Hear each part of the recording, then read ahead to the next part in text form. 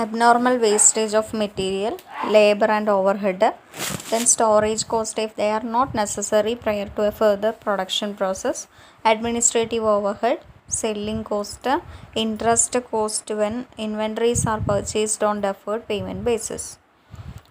Then next, example 4. In a production process, normal waste is 5% of input. 5,000 materials of input were put in process, resulting in a waste of rupees 300 materials. Cost per material of input is rupees 1000. The entire quantity of waste in stock at the year end. If waste has nil realizable value, what is the cost per unit? നോക്കൂ, സാധാരണയായിട്ടൊരു production പ്രോസസ്സിൽ normal wastage ഉണ്ടാവാൻ സാധ്യതയുള്ളത് എത്രയാണോ നമ്മൾ production പ്രോസസ്സിലേക്ക് കൊടുക്കുന്ന input അതിൻ്റെ 5% ആണ്. 5,000 materials ഇൻപുട്ടായി കൊടുത്ത സമയത്ത് 300 മെറ്റീരിയൽസാണ് വേസ്റ്റായിട്ട് വന്നത്. Material cost per material of input, ഓരോ ഇൻപുട്ടിനുമുള്ള ഇൻപുട്ട് മെറ്റീരിയൽസിനുള്ള കോസ്റ്റ് എന്ന് പറയുന്നത് 1000 റുപ്പിയാണ്. The entire quantity of waste is in stock at the year end. ഇനി ഈ ഇൻപുട്ടിലുള്ള വേസ്റ്റ് എന്ന് പറയുന്നത് എൻഡ് ഓഫ് ദ ഇയറിലുള്ള സ്റ്റോക്കിൽ ആ വേസ്റ്റ് കൂടി ഇൻക്ലൂഡ് ചെയ്തിട്ടുണ്ട്. വേസ്റ്റിന് റിയലൈസബിൾ വാല്യൂ ഇല്ലെങ്കിൽ എന്തായിരിക്കും കോസ്റ്റ് പെർ യൂണിറ്റ്? ഓരോ യൂണിറ്റിനുള്ള കോസ്റ്റ് എത്ര രൂപയായിരിക്കും? According to Ind AS 2, abnormal amount of waste material, labor or other production costs are excluded from cost of inventories. Ind AS 2 പ്രകാരം കോസ്റ്റ് ഓഫ് ഇൻവെൻട്രി കമ്പ്യൂട്ട് ചെയ്യുന്ന സമയത്ത് abnormal wastage of material, labour, production cost തുടങ്ങിയവ exclude ചെയ്ത items ആണ്. Such cost are recognised as expense in the statement of profit and loss in the period in which they are incurred. അപ്പോൾ ഇങ്ങനെയുള്ള കോസ്റ്റുകൾ ഉണ്ടെങ്കിൽ അത് എക്സ്പെൻസായി റെക്കഗ്നൈസ് ചെയ്തിട്ട് പ്രോഫിറ്റ് ആൻഡ് ലോസ് സ്റ്റേറ്റ്മെൻറ്റിലേക്ക് കാണിക്കുകയാണ് വേണ്ടത്. In this case normal waste is 250 material, that is 5% of 5,000 material. അതായത് ഇവിടെ മെറ്റീരിയൽ വേസ്റ്റ് 300 മെറ്റീരിയൽ ഉണ്ടെന്ന് പറയുന്നുണ്ടെങ്കിലും 5,000 ആണ് ഓരോ മൊത്തം ഇൻപുട്ടിന് വന്നിട്ടുള്ള 5,000 ആണ് മൊത്തം ഇൻപുട്ട് ഓഫ് മെറ്റീരിയൽ. അപ്പോൾ 5% ഓഫ് ഇൻപുട്ടാണ് വേസ്റ്റ് എന്ന് പറയുന്ന സമയത്ത് നോർമൽ വേസ്റ്റേജ് എന്ന് പറയുന്നത് എത്രയാണ്? 5,000ൻ്റെ 5% 250 റുപ്പിയാണ്. Hence abnormal waste 50 material. Abnormal waste എത്രയായിരിക്കും? 50 മെറ്റീരിയൽ. അതായത് 5000ൻ്റെ 5% 250 ആവുന്ന സമയത്ത് 300 രൂപ വേസ്റ്റേജ് ഉണ്ടായിട്ടുണ്ടെന്ന് ക്വസ്റ്റ്യനിൽ പറഞ്ഞ സമയത്ത് അപ്പോൾ ബാലൻസ് 50 എന്തായിരിക്കും? ബാലൻസ് 50 ഉള്ളത് അബ്നോർമൽ വേസ്റ്റ് ആയിരിക്കും. കാരണം നോർമൽ വേസ്റ്റിൻ്റെ പെർസെൻറ്റേജാണ് അവിടെ തന്നിട്ടുള്ളത്. പക്ഷേ മൊത്തം വേസ്റ്റ് 300 മെറ്റീരിയൽ എന്ന് പറഞ്ഞിട്ടുമുണ്ട് അല്ലേ? അപ്പോൾ 5,000ൻ്റെ 5% 250, മൊത്തം വേസ്റ്റേജ് 300. അങ്ങനെയെങ്കിൽ അബ്നോർമൽ വേസ്റ്റേജ് എത്രയായിരിക്കും? 300 minus normal wastage 250 equals 50. 50 will be the abnormal wastage. The cost of 250 material will be included in the cost of inventories at the year of end. അതായത് 250 material എന്ന് പറയുന്നത് അല്ലെങ്കിൽ 250 മെറ്റീരിയലിൻ്റെ കോസ്റ്റ് എന്ന് പറയുന്നത് cost of ഇൻവെൻട്രീസിൽ കണക്കാക്കേണ്ട ഐറ്റമാണ്. അതായത് കോസ്റ്റ് ഓഫ് ഫിനിഷ്ഡ് ഗുഡ്സ് ചെയ്യുന്ന സമയത്ത് ഇൻക്ലൂഡ് ചെയ്യേണ്ട ഐറ്റമാണ്. Hence cost per unit is 1052.63. That is 5,000 into 1000 divided by 4,750. Cost per യൂണിറ്റാണ് ഇവിടെ കണ്ടിട്ടുള്ളത്. എങ്ങനെയാണത് കണ്ടിട്ടുള്ളതെന്ന് നോക്കാം. 5,000 into 1000. 5,000 മെറ്റീരിയൽസ് ആണ് എന്തുള്ളത് മൊത്തം പ്രൊഡക്ഷൻ പ്രോസസ്സിലേക്ക് ഇൻക്ലൂഡ് ചെയ്തിട്ടുള്ളത്. അത് ഇൻറ്റു 1000 എന്ന് പറയുന്ന സമയത്ത് ഓരോ ഇൻപുട്ടിന് 1000 രൂപ വെച്ചിട്ടാണ്. അപ്പോൾ 5000 ഇൻപുട്ടിന് 1000 റുപ്പി വെച്ചിട്ടാണ് മൊത്തം കോസ്റ്റ്. അപ്പോൾ 5000 ഇൻപുട്ടിന് 1000 റുപ്പി എന്ന് വെച്ച് മൊത്തം കോസ്റ്റ് നമുക്ക് കിട്ടിക്കഴിഞ്ഞു. പിന്നെ ഇനി എന്താ കാണേണ്ടത്? കോസ്റ്റ് പെർ യൂണിറ്റാണ് അവിടെ പറഞ്ഞിട്ടുള്ളത്. പെർ യൂണിറ്റ് കാണാൻ എത്ര യൂണിറ്റ് പ്രൊഡ്യൂസ് ചെയ്യുന്നു എന്നറിയണം. അപ്പോൾ എങ്ങനെയാണ്, എത്ര യൂണിറ്റാണ് അവിടെ പ്രൊഡ്യൂസ് ചെയ്യുന്നത്? 5000 മെറ്റീരിയൽ ഉണ്ടെങ്കിൽ ആ 5000 മെറ്റീരിയൽസ് മുഴുവനായിട്ട് നമ്മൾ എന്ത് ചെയ്യുന്നില്ല, പ്രൊഡ്യൂസ് ചെയ്യുന്നില്ല. കാരണം wastage of rupees 250 wastage of rupees അല്ല, വേസ്റ്റേജ് ഓഫ് 250 മെറ്റീരിയൽ അവിടെ സംഭവിക്കുന്നുണ്ട്. അതുകൊണ്ട് തന്നെ 500 മൈനസ് 250 4750 മാത്രമാണ് അവിടെ പ്രൊഡക്ഷൻ പ്രോസസ്സിലേക്ക് പോകുന്നത്. അപ്പോൾ എങ്ങനെ അതിൻ്റെ കോസ്റ്റ് ഡിവൈഡ് ചെയ്യുക? കോസ്റ്റ് പെർ യൂണിറ്റിലേക്ക് വരുന്ന സമയത്ത് ഈ 5000 ഇൻറ്റു 1000 എന്ന് പറയുന്ന ടോട്ടൽ കോസ്റ്റ് ഡിവൈഡഡ് ബൈ 4750 എന്ന് വരും. ഓക്കെ, അപ്പോൾ ഇതാണ് കോസ്റ്റ് പെർ യൂണിറ്റ്. ദെൻ അടുത്തത് അബ്നോർമൽ വേസ്റ്റ് എന്ന് പറയുന്നത്, ഈ പറയുന്ന അബ്നോർമൽ വേസ്റ്റേജ് എത്രയാണോ അത് ഇൻറ്റു ഈ ഒരു കോസ്റ്റ്, അതായത് ഇത്രയും കോസ്റ്റ് അവിടെ വേസ്റ്റ് ആയിട്ട് പോവുകയാണ്. അപ്പോൾ 50 ഇൻറ്റു 1052 ഇൻറ്റു 1052.63 അത് അബ്നോർമൽ വേസ്റ്റ് ആയിട്ട് വരും. 52,632.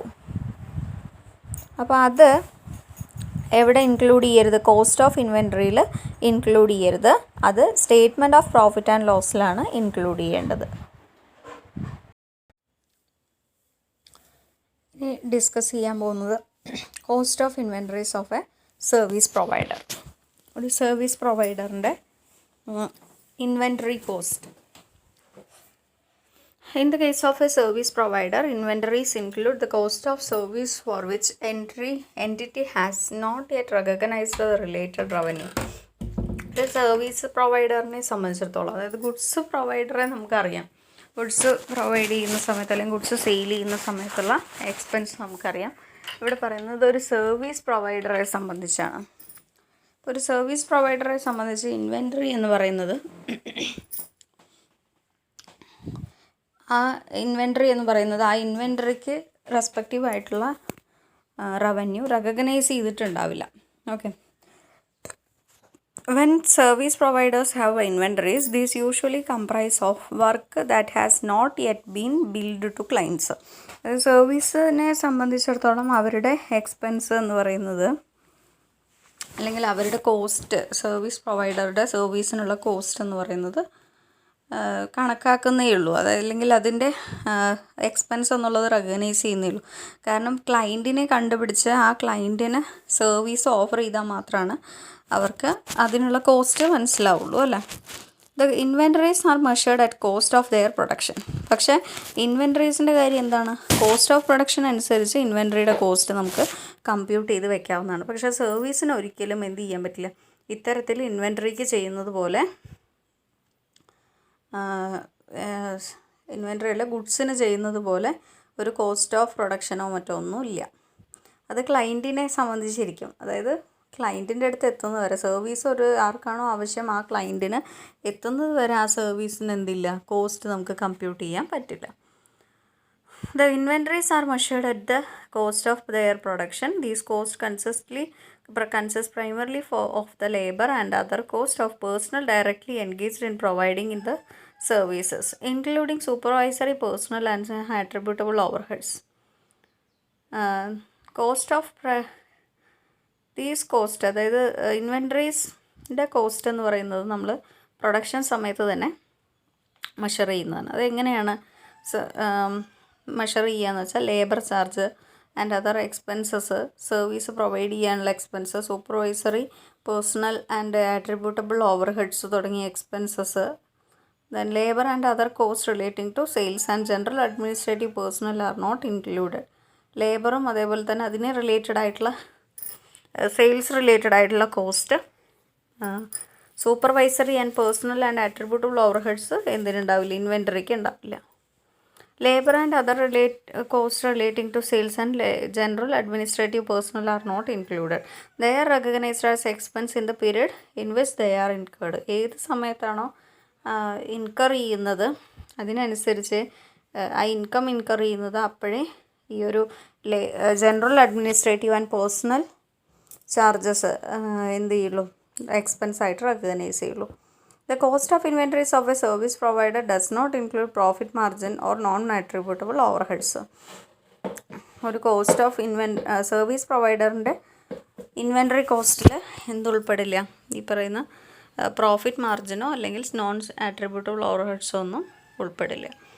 നമുക്ക് എക്സാമ്പിൾ 5 നോക്കാം. Babu and company is engaged by a client to analyse its internal financing control system and provide a report on the same for a fee of ₹5 lakh. Babu and company ഒരു ക്ലയൻറ്റുമായിട്ട് ബന്ധപ്പെട്ട് ഇതിൻ്റെ internal financial control system analyse ചെയ്യാനും and അവർക്ക് ഒരു report provide ചെയ്യാനും അതിൽ അദ്ദേഹത്തിന് 5 ലക്ഷം രൂപ കോസ്റ്റ് ആവുകയും ചെയ്തു. The report was not ready as at 31 March 2021. 2021 12 ആണത്. 2012. അപ്പം അവർ 5 lakh റുപ്പീ ഇതിന് ചിലവാക്കിയെങ്കിലും 31 March 2012 വരെ അത് റെഡിയായില്ല. ദ കോസ്റ്റ് ഇൻകേർഡ് ഡ്യൂറിങ്, അതായത് അത് റെഡിയായില്ല എന്ന് വെച്ചാൽ അതിൽ നിന്നുള്ള വരുമാനം കിട്ടിയിട്ടില്ല എന്നർത്ഥം. Okay, the report was not ready as at 31 March 2012. The cost incurred during the financial year are പ്രൊജക്റ്റിൻ്റെ കോസ്റ്റ് ആ ഫിനാൻഷ്യൽ ഇയറിൽ വന്നത് സാലറി കൊടുത്തിട്ടുണ്ട്. സ്റ്റാഫ് ഡയറക്റ്റായിട്ട് എൻഗേജ് ചെയ്ത സ്റ്റാഫിനുള്ള salary 1,50,000, directly attributable overhead, administrative overhead, ഇത്രയും ചാർജസ് അവർക്ക് വന്നിട്ടുണ്ട്. The condition of recognition of revenue and Ind AS 18 are not fulfilled as on 31 March 2020. അപ്പോൾ 2020 ആണ് കേട്ടോ. അപ്പോൾ റവന്യൂ റെക്കഗ്നീഷൻ സംബന്ധിച്ചുള്ള കണ്ടീഷൻസ് നമ്മൾ നേരത്തെ പഠിച്ചിരുന്നു, അതൊന്നും ഫുൾഫിൽ ചെയ്തിട്ടില്ല 31 2020 വരെ. Hence revenue has not yet been recognised yet. അതുകൊണ്ട് തന്നെ റവന്യൂ റെക്കഗ്നൈസ് ചെയ്യാൻ കഴിഞ്ഞിട്ടില്ല. Babu and company should recognise and measure its inventory at what value. അപ്പോൾ അങ്ങനെയെങ്കിൽ ഇദ്ദേഹത്തിൻ്റെ വാല്യൂ, കമ്പനി വാല്യൂ എങ്ങനെ മെഷർ ചെയ്യാൻ പറ്റുമെന്നാണ് ചോദിച്ചിരിക്കുന്നത്. In the case of service provider, inventories include cost of service for which the entity has not yet recognised the related revenue. അതായത് service പ്രൊവൈഡറെ സംബന്ധിച്ചിടത്തോളം ഇൻവെൻറ്ററിയുടെ കോസ്റ്റ് എന്ന് പറയുന്നത് service for which the entity has not yet recognised related revenue. എന്തിനാണോ നമ്മൾ revenue recognise ചെയ്യാത്തത് അതുമായി ബന്ധപ്പെട്ടതാണ് ഈ ഇൻവെൻറ്ററിയുടെ കോസ്റ്റ് എന്ന് പറയുന്നത്. In this case Babu and company fulfils the set criteria. Babu and company ആ ക്രൈറ്റീരിയ ഫുൾഫിൽ ചെയ്യുന്നുണ്ട്. Babu and company can treat expenses incurred as cost of inventory. Incur ചെയ്ത എക്സ്പെൻസസ് കോസ്റ്റ് ഓഫ് ഇൻവെൻറ്ററി ആയിട്ട് കണക്കാക്കാവുന്നതാണ്. The cost of inventory may be calculated as follows. Salary of staff directly engaged, then salary directly attributable to overhead 1,10,000. അപ്പോൾ ഇത് രണ്ടും കൂടി കൂട്ടിക്കഴിഞ്ഞാൽ തന്നെ cost of inventory ആയിക്കഴിഞ്ഞു. Okay, administrative overhead should not be included in the cost of inventory. This is because it is not directly attributable to the project. Administrative ഓവർഹെഡിന് കൊടുത്തിട്ടുള്ള administrative overhead അത് സംബന്ധിച്ച എക്സ്പെൻസ് അല്ലെങ്കിൽ ആ ഒരു എക്സ്പെൻസ് കോസ്റ്റ് ഓഫ് ഇൻവെൻറ്ററിയിൽ ഉൾപ്പെടുത്തില്ല, കാരണം അത് ഡയറക്ട്ലി പ്രൊജക്റ്റിൽ ആട്രിബ്യൂട്ടബിൾ അല്ല. സിമിലർലി പ്രോഫിറ്റ് മാർജിനും എടുക്കാറില്ല കോസ്റ്റ് ഓഫ് ഇൻവെൻറ്ററി. ഇത് നമ്മൾ തിയറിയിൽ പറഞ്ഞ അതേ കാര്യം തന്നെയാണ്. അപ്പോൾ നമ്മൾ പഠിക്കേണ്ടത് എന്താ വെച്ചാൽ, ഇങ്ങനെയൊരു cost of inventory of a service provider തന്നു കഴിഞ്ഞാൽ കണ്ടുപിടിക്കാനുള്ളൊരു പ്രോബ്ലമാണിത്. അപ്പോൾ ഇതിൻ്റെ ഫോർമാറ്റ് പോലെ തന്നെ പഠിക്കുക. ഏതെല്ലാമാണ് ഇൻക്ലൂഡ് ചെയ്യേണ്ടത് കോസ്റ്റ് ഓഫ് ഇൻവെൻറ്ററിയിൽ, ഏതെല്ലാമാണ് എക്സ്ക്ലൂഡ് ചെയ്യേണ്ടതെന്ന് മനസ്സിലാക്കുക. ഓക്കെ, അതായത് ഒരു കോസ്റ്റ് ഓഫ് ഇൻവെൻറ്ററി ഓഫ് ട്രേഡറെ സംബന്ധിച്ചിടത്തോളം അവരുടെ ഇൻവെൻറ്ററിയുടെ കോസ്റ്റ് അവർക്ക് അറിയാം. പക്ഷെ ഒരു സർവീസ് പ്രൊവൈഡറെ സംബന്ധിച്ചിടത്തോളം സർവീസ് ഡെലിവർ ആയാലേ അവിടെ എത്ര കോസ്റ്റ് വന്നു എന്നുള്ളത് പറയാൻ പറ്റുള്ളൂ. അതുകൊണ്ടാണ് ഇത്തരത്തിൽ ഒരു ഫോർമാറ്റിൽ അത് ചെയ്യുന്നത് കേട്ടോ. Techniques for measurement of cost measure ചെയ്യാനുള്ളൊരു technique. Standard cost method, retail method. Okay, ഈ രണ്ട് മെത്തേഡ്സാണ് പറയുന്നത്. നോക്കൂ, techniques for measurement of cost.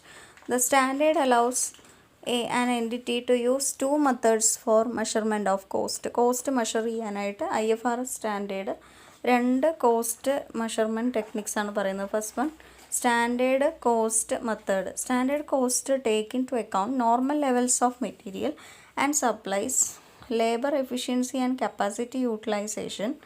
They are regularly reviewed and if necessary revised in the light of current condition. Standard cost എന്ന് പറയുന്നത് എങ്ങനെയാണത് ചെയ്യാന്ന് വെച്ചാൽ normal level of material and supplies, labour efficiency and capital utilisation ഇതെല്ലാം ഉൾക്കൊള്ളുന്നതാണ് ഈ standard cost എന്ന് പറയുന്നത്. ഇതെല്ലാം നമ്മൾ റെഗുലറായിട്ട് ചെക്ക് ചെയ്തുകൊണ്ടിരിക്കും, റിവ്യൂ ചെയ്തുകൊണ്ടിരിക്കും, റിവൈസ് ചെയ്തുകൊണ്ടിരിക്കും. ഓക്കെ, കറണ്ട് കണ്ടീഷൻ അനുസരിച്ച് normal level of material, supplies, അതേപോലെ ലേബർ എഫിഷ്യൻസി, കപ്പാസിറ്റി യൂട്ടിലൈസേഷൻ ഇതെല്ലാം കണക്കിലെടുത്തുകൊണ്ട് ചെയ്യുന്നതിനാണ് സ്റ്റാൻഡേർഡ് കോസ്റ്റ് എന്ന് പറയുന്നത്. ഇനി റീറ്റെയിൽ മെത്തേഡ് എന്ന് പറയുമ്പോൾ in the case of retail industry there are large number of rapidly changing items with similar margin. In such case it is impracticable to use other costing method. Moreover it is difficult to ascertain cost of individual items. Hence the retail method is used for measuring inventories. അപ്പോൾ ഇത്രയും നേരം പറഞ്ഞത് എന്താ വെച്ചാൽ ഇതിൽ ഒരുപാട് items ഉള്ളത് കൊണ്ട് തന്നെ മറ്റേത് കോസ്റ്റിംഗ് മെത്തേഡ്സും യൂസ് ചെയ്യാൻ ഡിഫിക്കൽട്ടായിരിക്കും. കോസ്റ്റ് ഡിഫിക്കൽട്ട് ചെയ്യാൻ മറ്റു കോസ്റ്റിംഗ് ടെക്നിക്സ് യൂസ് ചെയ്ത് കോസ്റ്റ് അസർട്ടൈൻ ചെയ്യാൻ ഡിഫിക്കൽട്ടായിരിക്കും. അതുകൊണ്ട് തന്നെ റീറ്റെയിൽ ഇൻഡസ്ട്രീസിൽ റീറ്റെയിൽ മെത്തേഡാണ് യൂസ് ചെയ്യുന്നത്. അപ്പോൾ ഈ മെത്തേഡ് എന്താണെന്ന് നോക്കാം. Under this method cost of inventory is determined by deducting an appropriate percentage of gross margin from sales value. Sales വാല്യൂവിൽ നിന്ന് ഒരു particular percentage of gross margin, അതായത് സെയിൽസ് വാല്യൂവിൽ നിന്ന് ഒരു സർട്ടൺ പെർസെൻറ്റേജ് പ്രോഫിറ്റ് അല്ലെങ്കിൽ ഗ്രോസ് മാർജിൻ എന്ന് പറയുന്നത് ഡിഡക്റ്റ് ചെയ്യുകയാണ് ചെയ്യുന്നത്. In short, percentage of gross margin is deducted from sale value to get the cost of inventory. അപ്പോൾ സെയിൽ വാല്യൂവിൽ നിന്ന് ഗ്രോസ് മാർജിൻ മൈനസ് ചെയ്യുമ്പോൾ ബാലൻസ് കിട്ടുന്നത് എന്താണ്? അതാണ് കോസ്റ്റ് ഓഫ് ഇൻവെൻട്രി. അത്തരത്തിലാണ് റീറ്റെയിൽ മെത്തേഡിൽ നമ്മൾ ചെയ്യുന്നത്. ഓക്കെ, ഇനി കോസ്റ്റ് ഫോർമുലാസ്. എങ്ങനെയാണ് കോസ്റ്റ് കമ്പ്യൂട്ട് ചെയ്യാനുള്ള ഫോർമുലാസ്? ഡിഫറെൻറ്റ് കോസ്റ്റ് ഫോർമുലാസ് ഉണ്ട് ഇവിടെ. Specific identification method. എന്താണെന്ന് നോക്കാം. Specific identification method is used when the inventories are not ordinarily interchangeable and are specifically segregated for a specific project.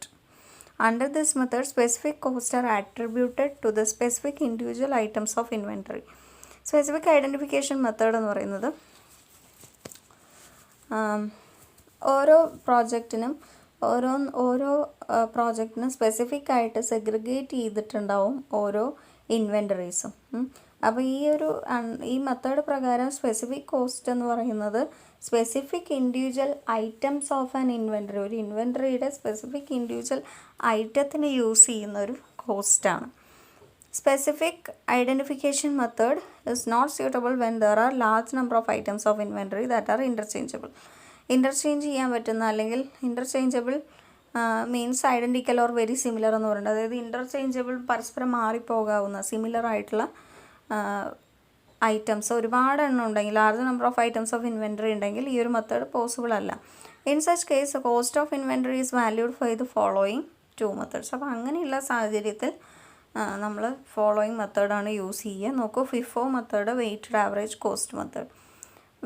ഫിഫോയും weighted average കോസ്റ്റും എളുപ്പമാണ്. അതിൻ്റെ ഓരോ problem വെച്ചിട്ടുണ്ട്, അത് ചെയ്ത് നോക്കിയാൽ മതി കേട്ടോ. ചെയ്ത് നോക്കുക, വായിച്ച് നോക്കുക. ഫസ്റ്റ് നോക്കൂ, ഫിഫോ മെത്തേഡ്.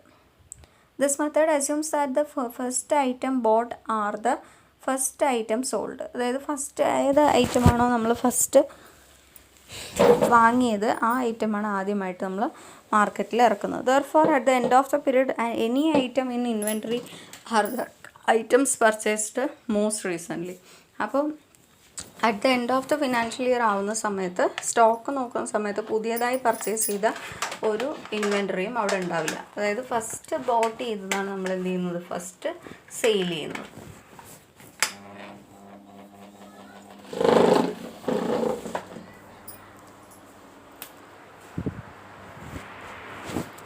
ദെൻ എക്സാമ്പിൾ 6 നോക്കാം. X Limited selling one model of car It has no inventory at the start of the period. X Limited car വിൽക്കുന്ന അല്ലെങ്കിൽ കാറിൻ്റെ ബിസിനസ്സുള്ളൊരു കമ്പനിയാണ്. അതിന് തുടക്കത്തിൽ ഇൻവെൻറ്ററി ഒന്നും ഉണ്ടായിരുന്നില്ല.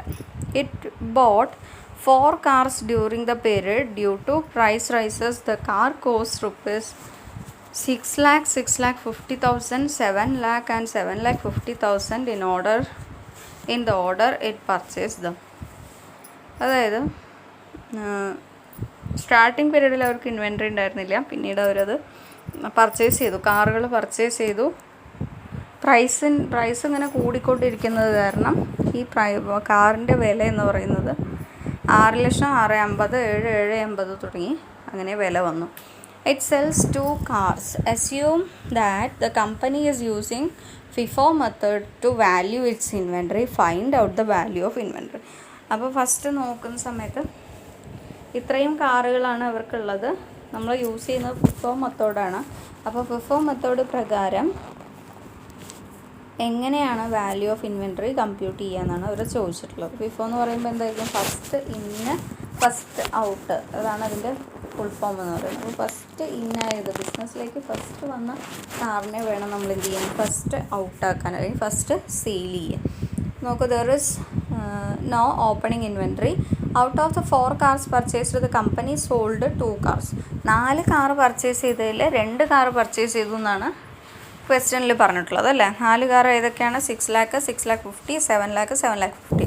ആ 4 കാറിൽ 2 എണ്ണം പർച്ചേസ് ചെയ്തെന്ന് പറയുമ്പോൾ മോസ്റ്റ് റീസെൻ്റ്ലി പർച്ചേസ് ചെയ്ത കാറായിരിക്കും എന്ത് ചെയ്യുക?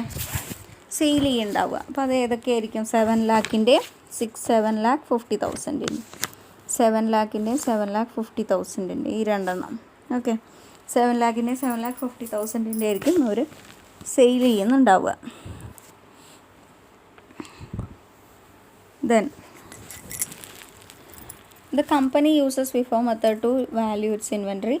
Thus unsold cars are 2 cars recently purchased. The value of these 2 cars would be 1450,000. അതായത് 7ഉം 750ഉം കൂടി കൂട്ടി 1450 ആയിരിക്കും 2 കാറിൻ്റെയും കൂടി വില. ഇനി അതിൻ്റെ എന്ത് ചെയ്യണം? At the end of the ഇയറിൽ ഇൻവെൻറ്ററിയുടെ ഫൈനൽ വാല്യൂ അല്ലെങ്കിൽ ഇൻവെൻറ്ററിയുടെ വാല്യൂ കാണും. The cost of sales would be 12,50,000. എത്രയാണ് കോസ്റ്റ് ഓഫ് സെയിൽസ് വരുന്നുണ്ടാവുക? 6 lakh പ്ലസ് 6,50,000. വിറ്റ കാറുകളുടെ വാല്യൂ എന്ന് പറയുന്നത് എത്രയാണ്? വിറ്റ കാറുകളുടെ വാല്യൂ എന്ന് പറയുന്നത് unsold cars are 2 cars recently purchased. അതായത് സെയിൽ ചെയ്യാത്ത കാറുകൾ, നേരത്തെ സെയിൽ ചെയ്ത കാറാണെന്ന് ഞാൻ അറിയാതെ പറഞ്ഞു എന്ന് തോന്നുന്നുണ്ട്. സെയിൽ ചെയ്യാത്ത കാറുകൾ എന്ന് പറയുന്നത് മോസ്റ്റ് റീസെൻ്റ്ലി പർച്ചേസ് ചെയ്താണല്ലോ. അപ്പോൾ അവയുടെ തുകയാണ് ഈ പറയുന്ന 7 lakhും 7 lakh 50യും. അപ്പോൾ കോസ്റ്റ് ഓഫ് സെയിൽസ് എന്ന് പറയുമ്പോൾ ഫസ്റ്റ് വാങ്ങിയതായിരിക്കും ഫസ്റ്റ് വിൽറ്റ് ഉണ്ടാവുക. അപ്പോൾ കോസ്റ്റ് ഓഫ് സെയിൽസ് എന്ന് പറയുന്നത് എത്രയായിരിക്കും? 6,00,000ൻ്റെയും 650ൻ്റെയും കാറുകൾ വിറ്റതിൻ്റെ കോസ്റ്റ് ആയിരിക്കും. ഓക്കെ, അപ്പോൾ FIFO മെത്തേഡ് എന്ന് പറയുമ്പോൾ എന്താണ്? First item boat are the first item sold. ആദ്യം വാങ്ങിയ ഐറ്റമാണ് ആദ്യം സെയിൽ ചെയ്യുന്നത്. ഇവിടെ നോക്കുന്ന സമയത്ത് ആദ്യം വാങ്ങിയത് 6 lakhും 6,50,000ൻ്റെയും കാറുകളാണ്. ഓക്കെ, നേരത്തെ പറഞ്ഞത് മാറിപ്പോയിട്ടുണ്ടെന്ന് തോന്നുന്നുണ്ട്. കൃത്യമായിട്ട് ശ്രദ്ധിച്ച് കേൾക്കുക കേട്ടോ. Then weighted average cost method. Weighted average cost is calculated from the inventory at the beginning of the period plus any item purchased during the period. Weighted average cost എങ്ങനെ കമ്പ്യൂട്ട് ചെയ്യുക? ബിഗിനിങ്ങിൽ purchase ചെയ്ത inventory plus എന്തെങ്കിലും item ആ പീരീഡിൽ തന്നെ purchase ചെയ്തിട്ടുണ്ടെങ്കിൽ അതിൻ്റെയും കൂടി കോസ്റ്റ് ആഡ് ചെയ്തിട്ടാണ് ചെയ്യുക. കണ്ടിന്യൂയിങ് ദ എബോവ് എക്സാമ്പിൾ, പഴയ എക്സാമ്പിൾ വെച്ചിട്ട് തന്നെ ചെയ്യുകയാണ്. Find out the value of inventory on the assumption that the company is using weighted average cost method. അതേ മെത്തേഡ് വെച്ചിട്ട് വെയ്റ്റഡ് ആവറേജ് കോസ്റ്റ് ചെയ്ത് നോക്കാം. Total cost of 4 cars would be 27 lakhs. മൊത്തം add ചെയ്തതാണ്. The value of inventory at the end of the period would be 1350,000. അതായത് 27 lakh divided by 4. എല്ലാ കാറിനും ഒരേ വില നിശ്ചയിച്ച് കൊടുത്തിട്ടാണ് ആ ഒരു വാല്യൂ ഓഫ് ഇൻവെൻറ്ററി കമ്പ്യൂട്ട് ചെയ്തിട്ടുള്ളത് കേട്ടോ. 27 lakh divided by 4 equals 6,75,000 into 2. അതായത് 2 കാറാണ് ഇപ്പോൾ സെയിൽ ചെയ്യുന്നത്, അത് ഈക്വലാണ്. The cost of sales would be 13,50,000. അപ്പോൾ സെയിൽ എങ്ങനെ കണ്ടുപിടിച്ചിരിക്കുന്നു നോക്കൂ. 27 lakh മൈനസ് 13,50,000 ഓർ 6,75,000 ഇൻറ്റു 2.